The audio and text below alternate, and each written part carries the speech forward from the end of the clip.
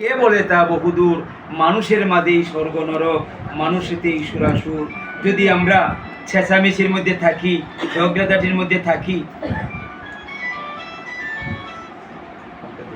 Hello, আমি মনে মনে বলি সারাদিন আমি যেন গোবিন্দের কাছে প্রথমে প্রণাম করে আমাকে সংকল্প করতে হবে এই দিনটি যেন আমি ভালোভাবে আমি পার করতে পারি।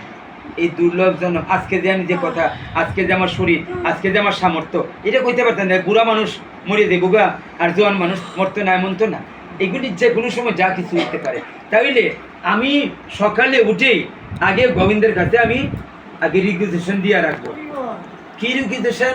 যে এ গোবিন্দ, আমার দিনটা যেন আজকে ভালোভাবে কাটে, আমি যেন কোনো ঝামেলার মধ্যে না পড়ি, আমি যেন মন্দ কিছুতে না করি, আমি যেন কোনো রকমের অ্যাক্সিডেন্ট, কোনো বিপদ, কোনো দুঃসংবাদ না শুনি। এই যে প্রতিটা দিন আমাদের এই দিনটার মতো আরেকটি দিন আসবে না। এক একটা দিন এক একটা দিন একদম নতুন। আপনি মনে করেন এই বাসাতে আর আমি তো আরো বোধহয় একদিন না 2 দিন পাঠ করছি বোধহয়, তো বইলে কি হবে? সেই দিন যারা ছিল আজকে তারা নাই। আগামী দিন যদি আবার পাঠ হয়, তাইলে আমিও যদি পাঠ করি, তাইলে আমি হয়তো অজিত দাদারে না পাইতে পারি। আজকে আমার একটা দুর্লভ মুহূর্ত, যে মুহূর্তে আমি ওই পাঠের সাথে অজিত দাদারে পাইছি। পণ্ডিতের সামনে পণ্ডিতই করতেছি। উনি মহাজ্ঞানী মানুষ, ওনার মধ্যে জ্ঞানের ভাণ্ডার, উনি বিভিন্ন গ্রন্থাদি রচনা করেছেন, আমাকেও দিচ্ছেন। তো ওই ভক্ত, এরকম একজন ভক্ত আমার শ্রোতা, এইরকম মহেন্দ্রক্ষণ আবার যে হবে তার তো কোনো গ্যারান্টি নাই। আজকে যারা আমরা আসছি, আমরা যেভাবে বসছি, আজকে আমরা যে শাড়ি পরে আইছি, আর কোনো দিন এইভাবে হবে না, এই মানসিকতা হবে না, কথাবার্তা হইলেও এই কথা এইভাবে হবে না। তাই আমাদের প্রতিটি দিন দুর্লভ। আমাদের কাজ হইল আমরা যেন ভগবানের ভগবতীয় ভাবের সাথে যুক্ত থাকি। ভগবানের সাথে যুক্ত থাকলে দেখবেন কোনো বিপদ, কোনো সমস্যা আপনাকে তাড়িত করবে না। আমাদের প্রত্যেকটা মুহূর্ত আমি মনে করছি এই আমি রাজা, এই আমি ভিখারি। আজকে যদি আমার এই দেহটা এত সুন্দর, আমার এই চেহারাটা, ওই চেহারাটা যে কোনো একটা সমস্যায়, অ্যাক্সিডেন্টে নষ্ট হয়ে যেতে পারে, আমি বিকলাঙ্গ হয়ে যেতে পারি। অতএব এই জন্যই বলা হয়েছে, তুমি যে মুখ পাইছো এই মুখ বন্ধ হয়ে যেতে পারে। দেখবা যে তোমার এমনও তো হইতে পারে আমার প্যারালাইজ হয়ে গেছে, আমি আর কথা বলতে পারছি না, আমার পায়ে সমস্যা হয়ে গেছে, আমার পা স্থবির হয়ে গেছে, আমার কর্ণ স্থবির হয়ে গেছে, আমার নাক স্থবির হয়ে গেছে। অতএব এই ভগবানের দেয়া এই দেহটাকে আমরা সবসময় পুত পবিত্র রাখবো। আর পুত পবিত্র রাখতে গেলেই আমরা ভগবতীয় সঙ্গ করব, ভগবতীয় ভাবে আমরা যুক্ত থাকবো, আমরা ভালো কাজে যুক্ত থাকবো। আমার দ্বারা অনুদ্বেগ করং বাক্যং, আমি এমন কোনো কথা বলবো না যে কথা অন্যের উদ্বেগের কারণ হয়, অন্যের কষ্টের কারণ হয়। আমি একজনকে কত সুখ দিতাম পারছি যে তারা আমি কষ্ট দিতাম? বলেন, আমি তারে কি সুখ দিতে পারছি যে তারা আমি কষ্ট দেব? তাইলে আমাকে এই সিদ্ধান্ত নিতে হবে, আমার দ্বারা যেন কেউ কোনো কষ্ট না পায়। হে যদি আমার কষ্ট দেয়, দেখ, আমার যদি গালি দেয়, আমি বলবো, ও দিদি তুমি যে আমার গালি দিলাই, তোমার গাইড আমি নিলাম না। যেমন আপনার বাড়িতে আমি গেলাম, আমারে একটি চা দিলেন, আপ্যায়ন করলেন, একটু মিষ্টি দিলেন, আমি বললাম মিষ্টি খাইতাম না। একটু প্রসাদ দিলেন, হ্যাঁ একটু প্রসাদ দিলেন, বললে আমি প্রসাদ খাইতাম না। তা কি করবেন আপনি? এই যে লইয়া আসলেন, আবার লইয়া দেবেন। ও দিদি তুমি যে আমার গালি দিলাই, আমি তোমার গালি নিলাম না, তখন তোমার গালি তুমি নিয়ে যাও। আমরা জীবন আমরা এই জীবনটারে আমরা অত্যন্ত সহজ করতে পারি, অত্যন্ত জটিল করতে পারি। একটা কথা কি আমারে কইয়া গেল, এত বড় কথা কই নিল, আমি তারে সাইডে দিলাম, একটু কইতাম পারলাম না, যেটা বুঝতে পারবি সেইতাম পারলাম না, করলাম না, এই করে রাত্রেবেলা ঘুমটাও শেষ। আর যারে বন্ধ হইতাছি তখন তো সামনাসামনি হইতামও পারছি না, না এমনি এমনি গাই নিতেছি সোনার ভালঙ্গই হয়েছে ঘুমই যদি না আইতে সোনার ভালঙ্গ আমি কেটা কথা তারে গাই নিতেছি ইয়ে দেখেন দিব্যি ঘুমাইতেছে আর আমার রাত্রে ঘুম নাই তাইলে আমি বারবার একটা কথাই বলি যে আপনি যখন দেখবেন আপনি এগুলো রেওয়াজ করতেছেন এই প্র্যাকটিস করতেছেন তখন দেখবেন আপনার সহন শক্তি বেড়ে যাবে। আপনি মনে করবেন আমি তো একটু জানি, আমার জ্ঞান তার জ্ঞানে হয়তো কাজ করতেছে না, সে হয়তো এটা বুঝতেছে না, তার মধ্যে এই জ্ঞানে কাজ করতেছে না, এই জন্য সে আমার এই কথাটা বলছে। যেমন যেমন দেখেন, আপনি দেখলেন না যে নিত্যানন্দ প্রভু দেখলেন কি মাধাইকে নিয়ে কি করছিলেন, মাধাই কাছে গিয়ে নিত্যানন্দ প্রভু কইলেন যে তুমি তুমি এই হরে কৃষ্ণ বলো। মাধাই কইতেছে আমারে কেন তুমি বলো কেন হরে কৃষ্ণ বলতে হবে। সে কি করলো, একটি ভাঙ্গা কলসের কান্দা, এখন তো মাটির কলস নেই, আগে তো অ্যাভেলেবল ছিল, প্রত্যেকের ঘরে ঘরেই ছিল। মাটির কলসির মধ্যে আরেকটা তত্ত্ব আছে, মাটির কলসি আমরা যখন টিউবওয়েল সাইপা জল আনা হতো, এখন তো তখন দেখবেন মাটির কলসটা কি হইতো, ওই জায়গাটা ক্ষয় হইয়া যাইতো, গর্ত হইয়া যাইতো না। অনেক সময় দেখবেন বালতি রাখতে রাখতে দেখা যায় ওই যে আগের দিনে স্টিলগুলো তো খুবই ইয়ে ছিল, হেভি, তখন তো 2 দিন পরে ভেঙে যায়, তখন এগুলি থাকতো একদম সাদা হইয়া যাইতো। তো এই দেখা যায় বালতি রাখতে রাখতে ওই জায়গাটা গর্ত হইয়া যাইতো। তাইলে আমাদের দেখেন, যদি মাটির কলসির গোসায় যদি পাক্কা হইয়া যায় তাহলে আমার কেন হবে না। আপনি যে রাখতে হইব যে গোবিন্দের নাম নিতে নিতে নিতে নিতে একদিন দেখবেন আপনার মধ্যে এই ভগবতীয় ভাব চলে আসবে, চিন্তার কোনো কারণ নেই। তাই মাদাই কি দিন কথা বলতেছেন, তখন সে কি করলো, বাংলা কলসির কান্দা দিয়ে মাথায় এখানে আঘাত করলো, রক্ত ধর ধর করে পড়তে লাগলো। নিত্যানন্দ প্রভু কি বললেন, মেরেছিস কলসির কানা, তাই বলে কি প্রেম দেব না?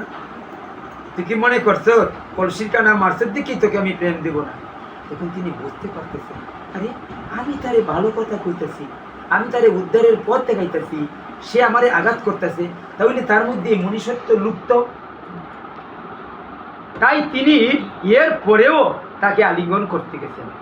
তখন মাধাইয়ের তাইলে আমরা যদি এইরকম মনে করি যে একজন মানুষ আমাকে কইছে, সে অজ্ঞানতাবশত কইছে, তার মধ্যে জ্ঞান থাকলে সে আমার এই কথা কইতো না, এইটা যদি নিতে পারি আপনি অনেক ঝামেলাতে বেঁচে গেলেন। কিন্তু কারণ আপনার সময়ের তো মূল্য আছে, আপনি হয়তো আজকে একটা বিশেষ কাজে আপনি যুক্ত থাকবেন বা কাজ করবেন মনে করতেছেন, আর ছোট্ট একটা ঝামেলার থেকে আপনি এইটার পিছিয়ে দৌড়া দিন চারি পার করে দিলেন, নষ্ট করে দিলেন।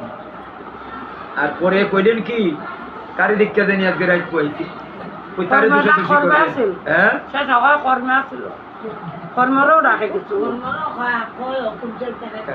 এই জন্যই আমাদের এই যে কইছেন যে আমাদের দেখেন, আমাদের এই দেহের মধ্যে চিহ্ন ইন্দ্রিয় আছে, 10টা ইন্দ্রিয় আছে, এর মধ্যে 5টা হইল জ্ঞানেন্দ্রিয় আর 5টা হইল কর্মেন্দ্রিয়। ভগবান এইভাবে বুঝিয়ে গেছেন। আমরা দেখেছি ভগবান কইছেন, আসলে দেখেন গীতা পাঠের আর কিছু পরে আর কিছু লাগে না। ভগবান কইছেন গীতা সুগীতা কর্তব্য কিম অন্যে শাস্ত্র বিস্তরই ইয়া স্বয়ং পদ্মনাভস্য মুখপদ্মাৎ বিনিশ্রিতা। তুমি গীতা পাঠ করো, আর কিচ্ছু তোমার দরকার নাই। কিম মানে কি দরকার, অন্যে এত এত এত শাস্ত্র পড়া, কারণ আমাদের জীবনে তো এত শাস্ত্র গ্রন্থ পড়ার সুযোগ কয়জনের আছে? অজিত দাদাদের সুযোগ হয়েছে, এই সুযোগ তো আমার হয়নি। তাইলে এত গ্রন্থ তো আমি পড়তে পারছি না। তোমার ভগবান কইছেন তোমার এত কিছু পড়ার দরকার নাই, তুমি শুধু গীতা পাঠ করো, গীতা পাঠ করো। গীতা গীতা গীতা গীতা গীতা মানে কি? ত্যাগ ত্যাগ ত্যাগ ত্যাগ। তুমি যদি ত্যাগ করতে পারো, তুমি যদি সর্বংশ হইতে পারো, দেখবা এক সময় তুমি কি হইবা, তুমি নিরাশ হইবার কোনো কারণ নাই। তুমি মনে করতেছে আমাকে গালাগালি করে আর আমি তারে কিচ্ছু কইতে পারলাম না, তারে ওষুধ নিতে পারলাম না, তিনি তো নিত্যানন্দ প্রভু হইতে পারেন না। নিত্যানন্দ প্রভু তারা কিন্তু কি, তারা সকলের পূজ্য হয়ে গেছেন, মানুষের মধ্যে দেখেন রামকৃষ্ণ পরমহংস দেব দেখেন, অনুকূল চন্দ্র দেখেন, নিমগানন্দ দেখেন, স্বরূপানন্দ দেখেন, তারা তো মাতৃগর্ভে নিয়ে মানুষ ছিল। তারা দেবতুল্য হইয়া, তারা দেবতার আসনে থাকিয়া তারা পূজা গ্রহণ করছে। এটার জন্য আপনি কি মনে করেন আপনিও ওই জায়গায় যাইতে পারবেন? এই পথ আছে, যদি পথ ধরে হাঁটতে পারেন, এক সময় দেখবেন আপনার কাছে পর আপন সব একাকার হয়ে গেছে, শত্রু মিত্র দূরে হয়ে গেছে। তাইলে এই কথাগুলি শ্রীমদ্ ভগবদ গীতার দ্বাদশ অধ্যায়ে ভক্তি যুগে বলে গেছেন।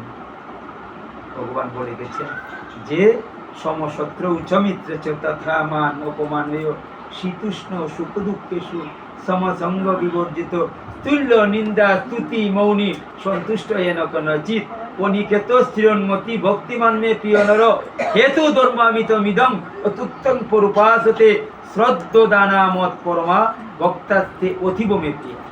সমশত্র উচ্চ মিত্রে চলে, কথাটা ব্যাপারটা কিন্তু এত সহজ না, কঠিন। শত্রু এবং মিত্রকে এক মনে করা। তথা মান অপমানয়, মানে অপমান, একজন প্রশংসা করছে একবারে গদ গদ হয়ে গইলা গেলাম গা। আমাদের কিন্তু এরকম একজন একটু প্রশংসার মধ্যে কুপ্রশংসা হতে থাকতে পারে, আবার আরেকজন আপনি একটু মন্দ কইছে একবারে ভাঙ্গিয়া পড়লেন না। আমি প্রশংসায়ও বলবো না, আবার মন্দ কথায়ও টলবো না। এইগুলি আমাদের প্র্যাকটিসের ব্যাপার। তাই আমরা বলতে চাই যে আমাদের যে ইন্দ্রিয়গুলি, আমি বলেছিলাম 5টা জ্ঞানেন্দ্রিয় আর 5টা হইল কর্মেন্দ্রিয়, চক্ষু, কর্ণ, নাসিকা, জিহ্বা, ত্বক, এগুলি হইল জ্ঞানেন্দ্রিয়। আর বাক, পাদ, পানি, পায়ু, উপস্থ, এই 5টা হইল কর্মেন্দ্রিয়। এরা কাজ করে, মুখ কাজ করে, হাত কাজ করে, এবং কি করতেছে অস্ত, পদ, মুখ, পায়ের দ্বারা আমি হাঁটছি। অনেকে কয় এই ইন্দ্রিয়গুলি দিয়া, ভগবান কইছেন তুমি 10 ইন্দ্রিয় দিয়ে আমার সেবা করো, পূজা করো। বলে যে কি করে, যে আমি মুখ দিয়া সেবা করবো। মুখ দিয়া কিভাবে সেবা করবেন? আমি হরির নাম নিব, আমি হাত দিয়া পুষ্প চয়ন করব, গোবিন্দের সেবা দিব, গোবিন্দের গড় সমার্জন করব। গোবিন্দ কইছেন যে যারা, এটা পদ্ম পুরাণে এই আলোচনাটা আছে, যে যারা গোবিন্দের ঘর সমার্জন করে, পরিষ্কার করে, তারা বৈষ্ণব। যারা একাদশী ব্রত করে, যারা শিব চতুর্দশী করে, তারা বৈষ্ণব। যারা গোবিন্দের ঘর সাজায়, তারা বৈষ্ণব। যারা গোবিন্দের বাসন মাজে, তারা বৈষ্ণব। যারা সেবা দেয়, তারা বৈষ্ণব। যারা অতিথি পরায়ণ, তারা বৈষ্ণব। যারা একজন দুঃখীকে সাহায্য করে, সহযোগিতা করে, একটা কথা কইও একজনকে সাহায্য করা যায়, তারা বৈষ্ণব। এইলে যারা শ্বশুর শাশুড়ির সেবা করে, যারা অতিথি পরায়ণ, তারা বৈষ্ণব। অতএব এই চতুরানন ব্রহ্মা তুমি বৈষ্ণব।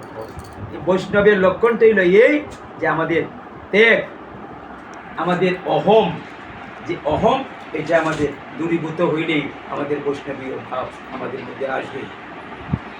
তো আমরা খুব আর যেতে পারছি না।